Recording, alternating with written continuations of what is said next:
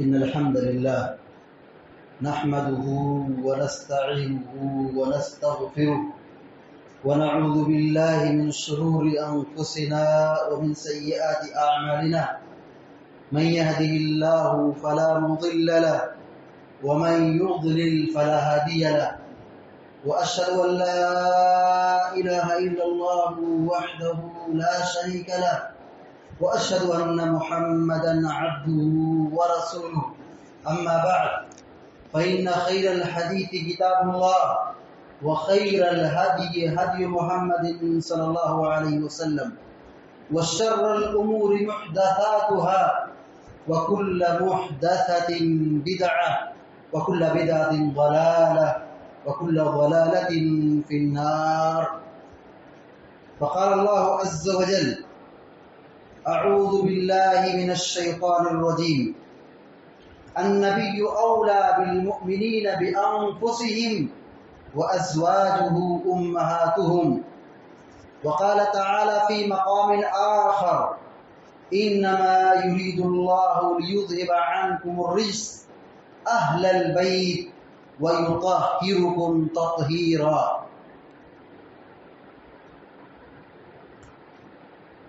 اللہ رب العالمین کا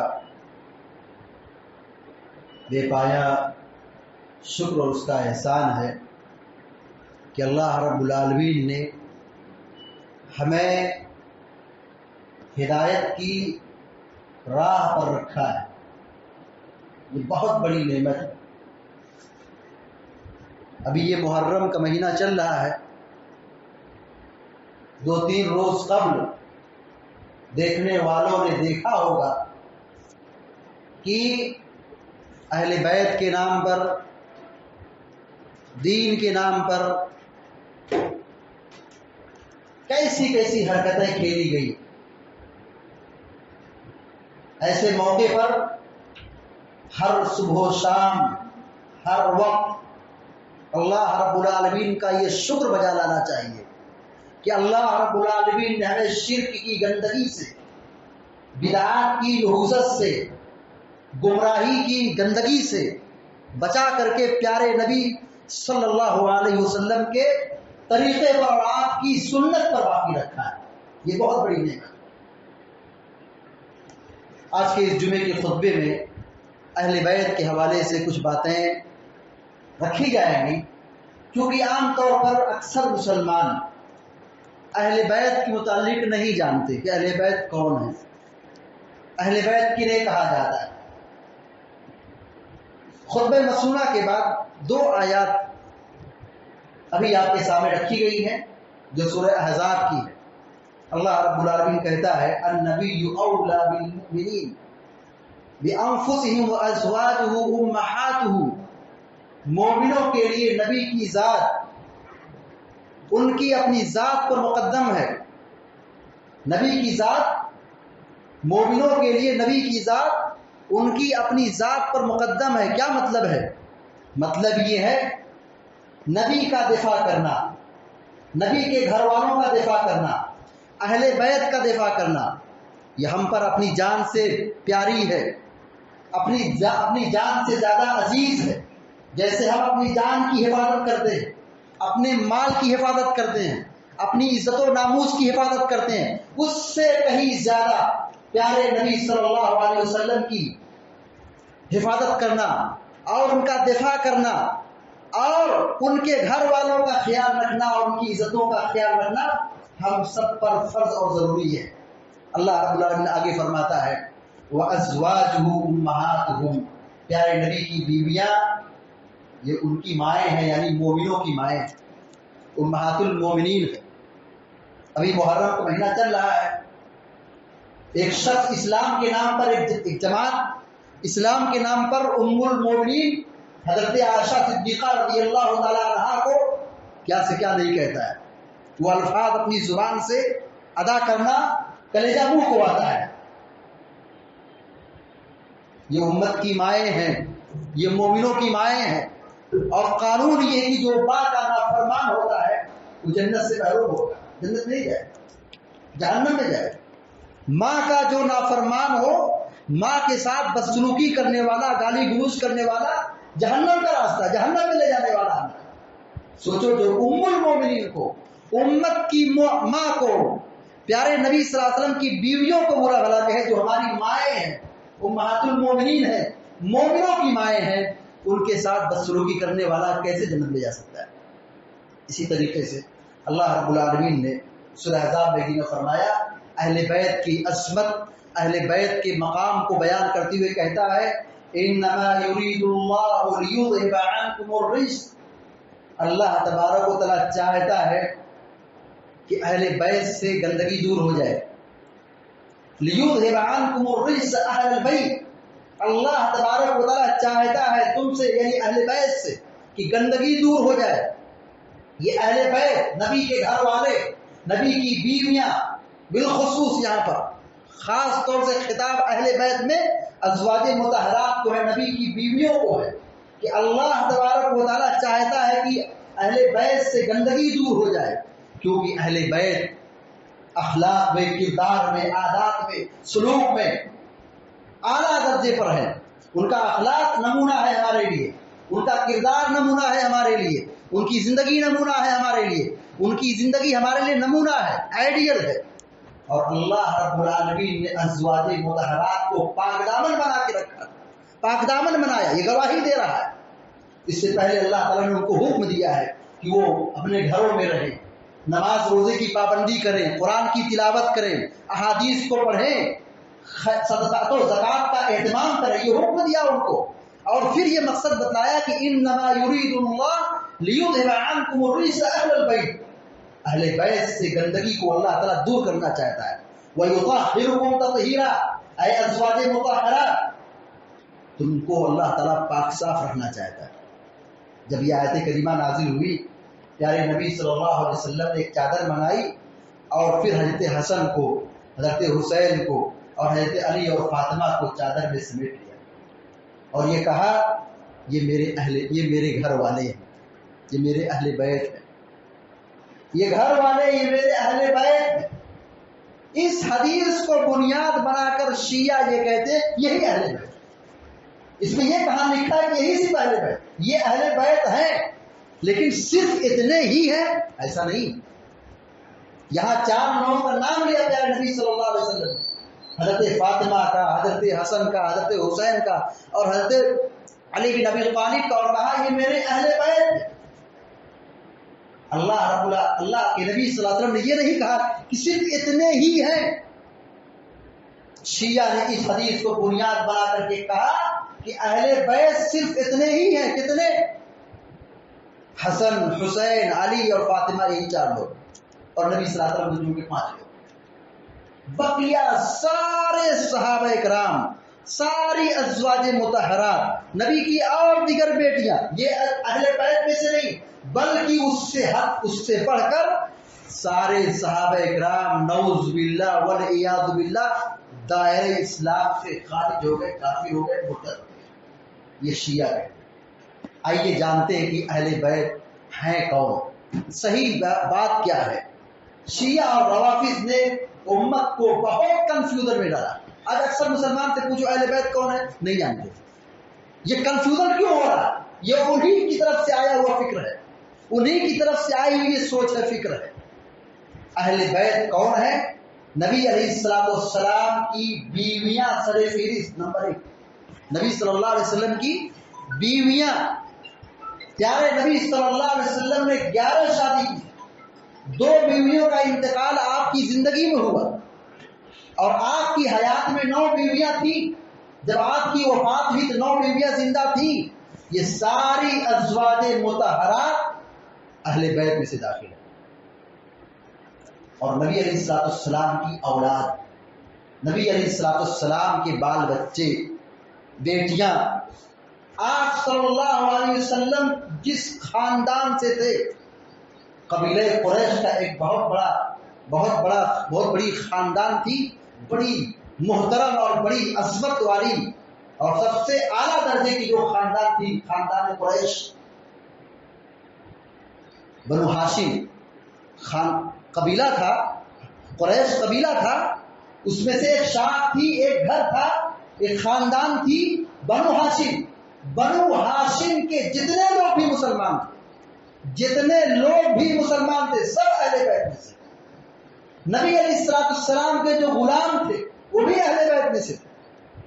नबी अलैहिस्सलाम के जो गुलाम थे वो भी अहले बैत में। कितनी बातें होंगी। नबी अलैहिस्सलाम की बीवियां, नबी अलैहिस्सलाम की औलाद, नबी अलैहिस्सलाम जिस खानदान से थे, खानदान बनु हाशिम, उसमें से जितने लोग इस्लाम कबूल किए थे सब के सब अहले बैत। जो काफिर थे वो अहले बैत में से नहीं थे। अबू लहब आपका सगा चाचा कुरैशी था, बनु हाशिम की खानदान से था, लेकिन वो अहले बैत में से नहीं। अबू तालिब आपके सगे चाचा थे, इस्लाम नहीं कबूल की, वो अहले बैत में से नहीं। अहले बैत में से वो लोग हैं जो बनु हाशिम में से, खानदान बनु हाशिम में से इस्लाम कबूल करने वाले थे। ये लोग अहले बैत में से। और अहले बैत जिनके ऊपर प्यारे नबी सल्लल्लाहु अलैहि वसल्लम ने सदका और ज़कात का माल खाने पर पाबंदी लगा दी, हराम करा दी। ये पहचान बता दी। अहले बैत में से कौन लोग हैं जिनके ऊपर सदका और ज़कात का माल खाना हराम था? यही लोग, नबी की बीवियां, नबी की औलाद, नबी के चचा, नबी की फूफियां, जो बनु हाशिम कबीले से इस्लाम लाने वाले लोग थे, ये सब के सब अहले बैत में से थे और इन पर सदका और ज़कात का माल खाना हराम था।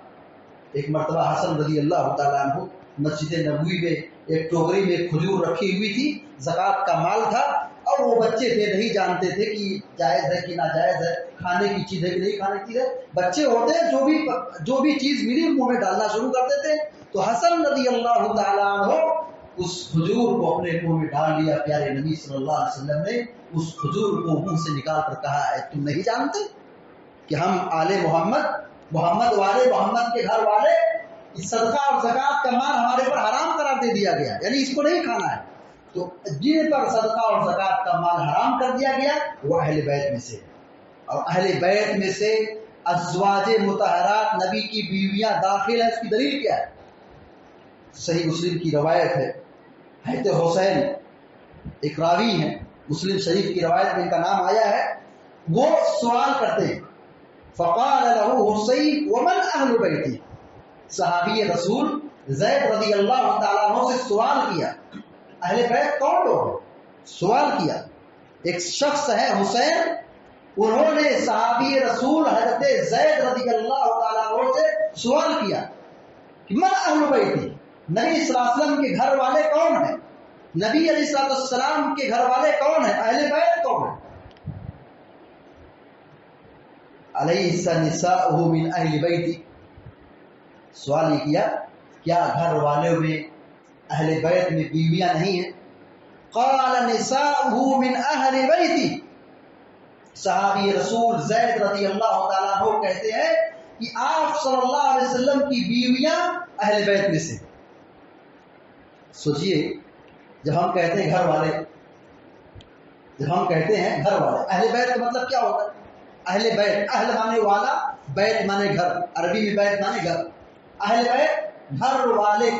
जब हम अपने आम बोल चाल में कहते हैं हमारे घर वाले, क्या मतलब होता है? जैसे हम कहें हम आपको दावत दे रहे हैं, आपके घर वालों को दावत दे रहे हैं, बीवियों को दावत नहीं। घर वालों बीवियां दाखिल सरे फहरिस्त।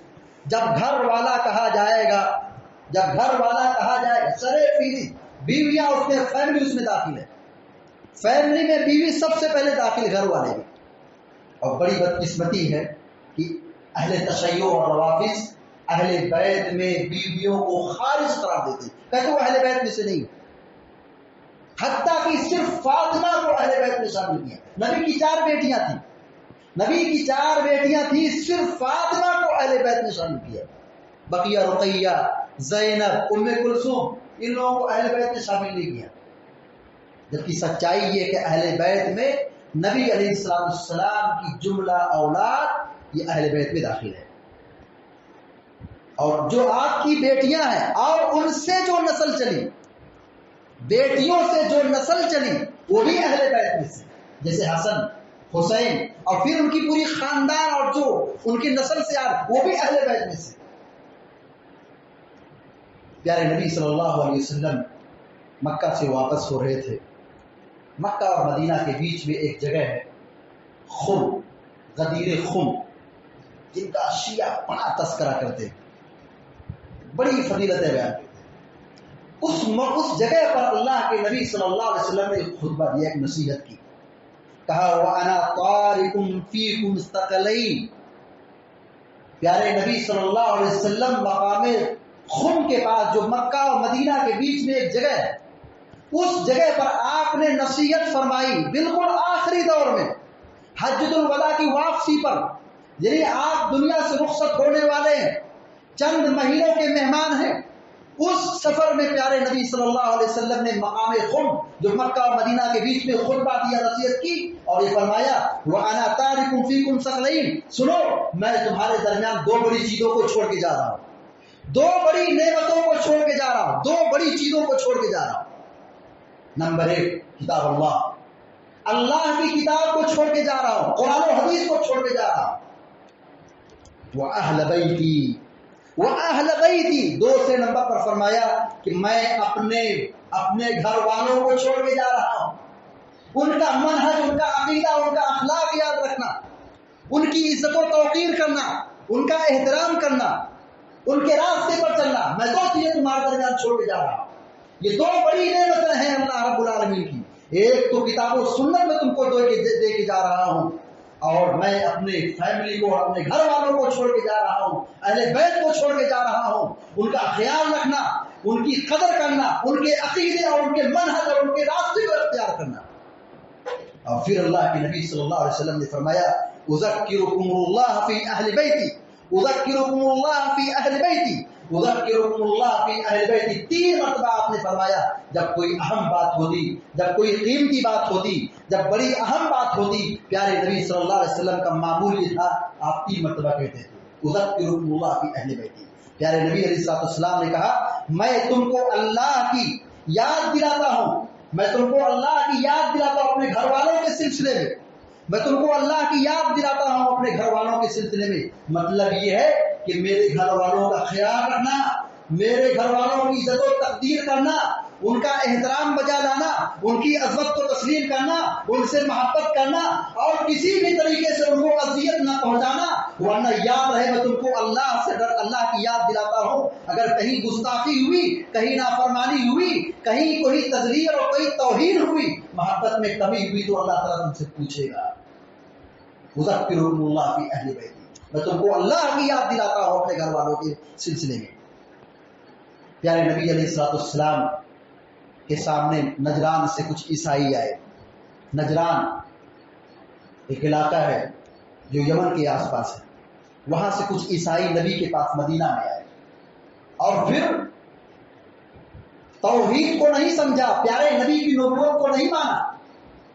پھر مباہلے کی بات آئی۔ مباہلہ کسے کہتے ہیں؟ 2 جماعت ہے، 2 افراد ہیں، ایک اس مذہب سے، دوسرا اس مذہب سے، اور اسلام کی اس کو سمجھایا جا رہا ہے، بتلایا جا رہا ہے، سمجھ میں نہیں آتا ہے، اور اس کو سمجھانے کے لیے ایک طریقہ مباہلے کا ہے، چلو آؤ، سمجھ میں نہیں آتا ہے، بیٹھو، ہم دونوں بیٹھ کر کے مباہلہ کرتے ہیں، کہتے جو ہم نے جھوٹا ہے اس پر اللہ کی لعنت کہو ہم۔ پیارے نبی علیہ السلام جب نجران کے عیسائیوں کو جب یہ مباہلے کا چیلنج کیا، مباہلے کا چیلنج انہوں نے قبول تو کر لیا، کہاں مباہلہ کریں گے. فَقُلْ تَعَالَوْا نَدْعُ أَبْنَاءَنَا وَأَبْنَاءَكُمْ وَنِسَاءَنَا وَنِسَاءَكُمْ وَأَنفُسَنَا وَأَنفُسَكُمْ ثُمَّ نَبْتَهِلْ فَنَجْعَلْ لَعْنَةَ اللَّهِ عَلَى الْكَاذِبِينَ. کہا آؤ اپنی بیویوں کو لے کر کے، اپنی اولاد کو لے کر کے، اپنے بال بچوں کو لے کر کے، اپنے آپ کو لے کر کے دعا کرو اپنے اوپر کہ جو ہمیں جھوٹا ہے اس پر اللہ کی لعنت ہے. جب انہوں نے سنا، انہوں نے جملہ سنا، کہا کہ ہم محمد سے مباہلہ کریں گے، ہم تو ہار جائیں گے، ہلاک ہو جائیں گے. بھاگ کے میدان چھوڑ کے مباہلے کے لیے تیار نہیں ہوئے. قبول تو کر لیا تھا کہ مباہلہ کریں گے، لیکن جب میدان میں اترے تو مباہلہ چھوڑ کر کے فرار ہو گئے، قبول نہیں کیا، بھاگ گئے. اس آیت کریمہ کے نزول کے بعد پیارے نبی صلی اللہ علیہ وسلم نے حضرت علی کو بلایا، فاطمہ کو بلایا، حسن حسین کو بلایا اور کہا اللہم ہؤلاء اہلی، اللہم ہؤلاء اہلی، اے اللہ یہ میرے اہل بیت ہیں، یہ میرے گھر والے ہیں، یہ میرے اہل ہیں، میرے گھر والے ہیں. اسی حدیث کو شیعہ نے کہا دیکھو یہ اہل بیت نہیں ہے. اس سے یہ کہاں ثابت ہوتا کہ یہی اہل بیت، یہ تو اہل بیت ہیں لیکن صرف یہی اہل بیت ہے، یہ ثابت نہیں ہوتا ہے. دیکھو حدیث دلیل تو صحیح ہے، استدلال غلط. حدیث صحیح ہے، وہ مسلم کی روایت ہے، مسلم کی حدیث صحیح ہے لیکن استدلال غلط ہے. استدلال کیا غلط ہے؟ شیعہ نے کہا کہ صرف اتنے ہی اہل بیت ہیں، جبکہ سچائی ہے کہ یہی اہل بیت نہیں ہے، یہ تو اہل بیت ہیں، ان کے علاوہ بھی اہل بیت ہیں جن کا تذکرہ بھی آپ کے سامنے کیا گیا. نبی علیہ السلام کی بیویاں ہیں، بنو ہاشم کے مسلمان ہیں، اور اس طریقے سے نبی علیہ السلام کی اولاد ہے اور اللہ کے نبی علیہ السلام کے نواسے ہیں، اور ان سے جو نسل چلی وہ ہے نبی علیہ السلام کے غلام ہیں. یہ سب کے سب اللہ کے نبی علیہ السلام کے اہل بیت ہیں.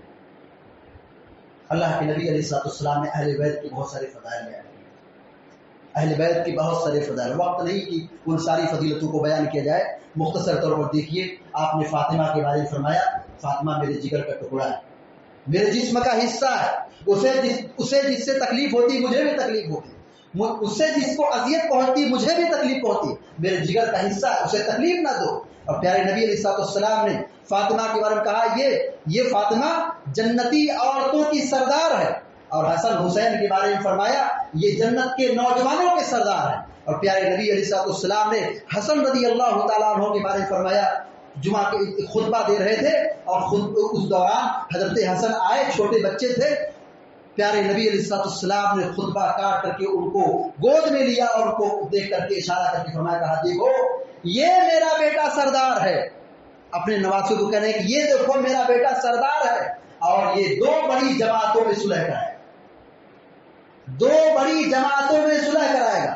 یہ نہیں کہا کہ دو ظالموں کے بیچ میں صلح کرائے گا، دو بڑی جماعتوں میں صلح. بہت اہم نقطہ ہے، دو بڑی جماعتوں میں صلح کرائے گا. آپ کو معلوم ہے کہ جب حضرت حسین رضی اللہ تعالیٰ عنہ، حضرت علی رضی اللہ تعالیٰ عنہ شہید کر دیے گئے، حضرت علی رضی اللہ تعالیٰ شہید کر دیے گئے، خلافت ان کو بھی اختلاف ہو گیا. شام میں حضرت معاویہ کی خلافت چل رہی ہے اور کوفہ میں حضرت حسن کی خلافت چل رہی ہے. مسلمان دو بڑی جماعتوں میں تقسیم ہو گئے، مسلمان دو بڑی جماعتوں میں تقسیم ہو گئے، اختلاف اور انتشار کے شکار ہو گئے، غلط فہمیوں کی بنیاد پر، سبائی سازشوں کی بنیاد پر. کتنا بڑا سنگین فتنوں سے دو چار مسلمانوں کی جماعت. حضرت حسن رضی اللہ تعالیٰ عنہ 5 یا 6 مہینے نہیں گزرے، انہوں نے اپنی کرسی چھوڑ دی اور بہت بڑی قربانی دی. کرسی چھوڑنا بہت بڑی قربانی دینا.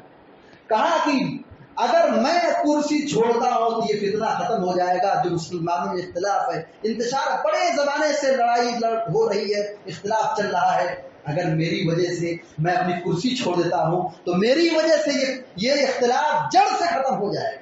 فوراً حضرت معاویہ رضی اللہ تعالیٰ عنہ کا یہ پیغام بھجوایا اور پھر اپنی خلافت سے اور اپنی حکومت سے دستبردار ہو گئے. یہ اہل بیت، یہ ان کی قربانی ہے. اللہ کے نبی علیہ السلام نے حضرت علی رضی اللہ تعالیٰ عنہ کے متعلق فرمایا لا یحبنی الا مومن ولا یبغضنی الا منافق. یہ حضرت علی کے سلسلے میں پیارے نبی کہتے ہیں کہ مجھ سے وہی محبت کرے گا جو مومن ہو اور مجھ سے وہی نفرت کرے گا جو منافق ہو. منافق ہے وہ شخص جو اہل بیت کا دشمن، منافق ہے وہ شخص جو اہل بیت سے محبت نہ کرتا ہو. مومن کی پہچان یہ کہ وہ اہل بیت سے محبت کرے. اور یہ اہل ایمان کو مسلمانوں کو پڑھایا جاتا ہے. عقیدے کی بڑی بڑی کتابوں میں لکھا ہوا ہے عقیدے کا مسئلہ. یہ عقیدے کا مسئلہ ہے. نحب اہل بیت النبی، ہم اہل بیت سے نبی کے گھر والوں سے محبت کرتے. اہل بیت سے محبت کرنا ایمان کی نشانی ہے. ان سے بغض، ان سے نفرت، ان سے عداوت یہ نفاق اور عداوت کی نشانی ہے. تو اللہ کے نبی علیہ السلام نے اہل بیت کی بڑی منقبت اور فضیلت بیان فرمائی ہے. اسی لیے صحابہ اکرام اہل بیت کا بڑا خیال رکھتے تھے. اور بکر صدیق رضی اللہ تعالیٰ عنہ اپنی خلافت کے دور میں کہتے تھے دیکھو میں نبی کی قرابت داری، نبی کی رشتہ داری، نبی کے گھر والوں کے ساتھ صلہ رحمی کروں، ان کا خیال رکھوں، یہ میری رشتہ داری سے زیادہ عزیز ہے. میرے رشتہ داری سے بڑی رشتہ داری نبی کی رشتہ داری ہے. نبی کے گھر والے، نبی کے اہل بیت یہ ہماری رشتہ داری سے بڑی. یعنی ایک ہمارے رشتہ دار ہیں، ایک نبی کے گھر والے ہیں. آدمی کیا سوچتا ہے ہمارے رشتہ دار ہیں، ان کا مقام زیادہ ہونا چاہیے، ان کے ساتھ صلہ رحمی ہونی چاہیے. اور بکر صدیق رضی اللہ تعالیٰ عنہ کہتے تھے کہ نبی علیہ السلام کی قرابت اور نبی علیہ السلام کے گھر والے اور ان کی رشتہ داریاں میرے نزدیک میری رشتہ داری سے بڑھ کر کے ہے. حضرت عمر رضی اللہ تعالیٰ عنہ کے بارے میں آتا ہے، بڑی مشہور روایت بخاری شریف کی ہے کہ عباس رضی اللہ تعالیٰ عنہ جو نبی کے چچا تھے ان کے وسیلے سے دعا کراتے جب وہ زندہ تھے. زندہ آدمی سے وسیلہ لینا جائز ہے.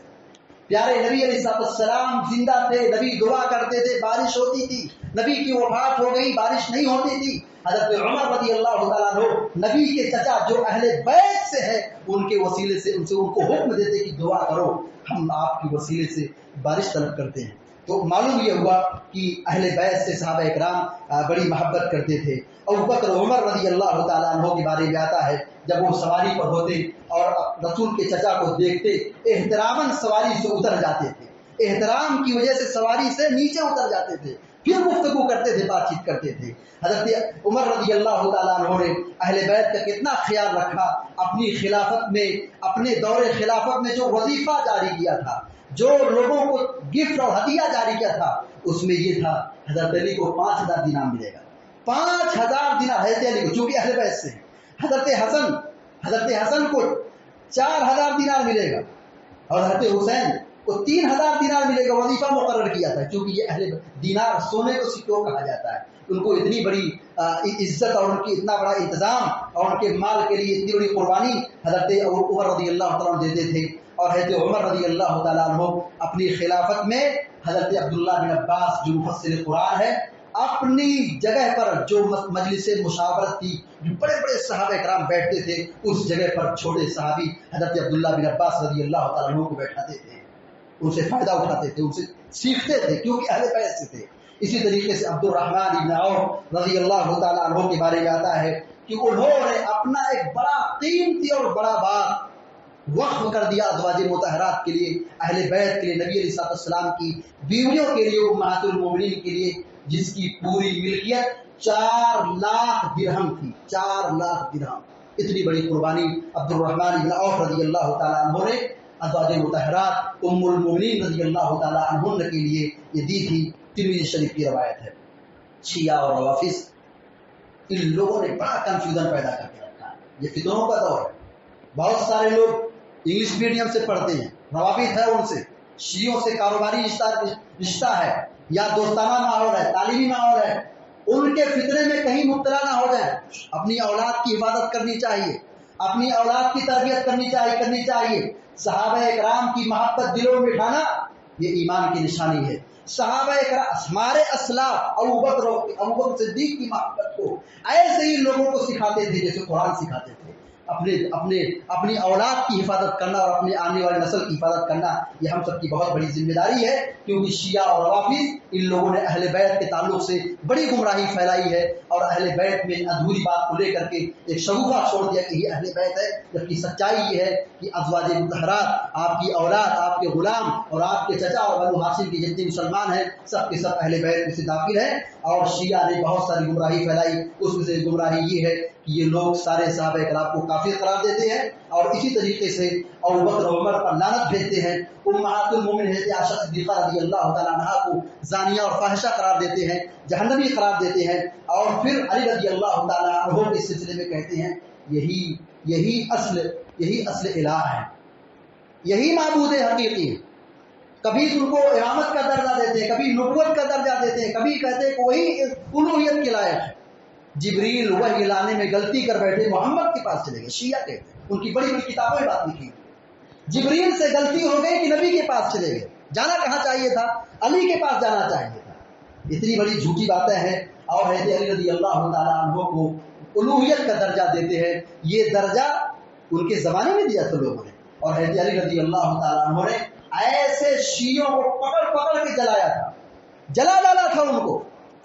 जब उनको जलाया गया तो वो लोग, अब तो हमें और यकीन हो गया कि आप ही हमारे रब हैं, क्योंकि आग से जलाने वाला रब ही जला सकता है, वल-इयाज़ु बिल्लाह। तो ऐसी ऐसी गुमराहियां हैं। ऐसे मौके पर हम सब की जिम्मेदारी बनती है कि हम अपने बच्चों को सहाबा किराम की अज़मत, अहले बैत की अज़मत को सिखाएं। और प्यारे नबी अलैहिस्सलाम ने फरमाया है, ला तसुब्बु अस्हाबी, मेरे सहाबा को बुरा भला मत कहो, क्योंकि सहाबा किराम भी हमारे लिए हिदायत के नमूने हैं। उनके उनके उनके नक्शे कदम पर चलने का हमको हुक्म दिया गया है, उनके तरीके और उनके मनहज को इख्तियार करने का हमको पाबंद बनाया है। उनको अगर हम हिदायत से महरूम करेंगे और उनको कहेंगे ये गुमराह हो गए, तो फिर हिदायत मिलेगी कहाँ से? हिदायत महफूज कहाँ होगी?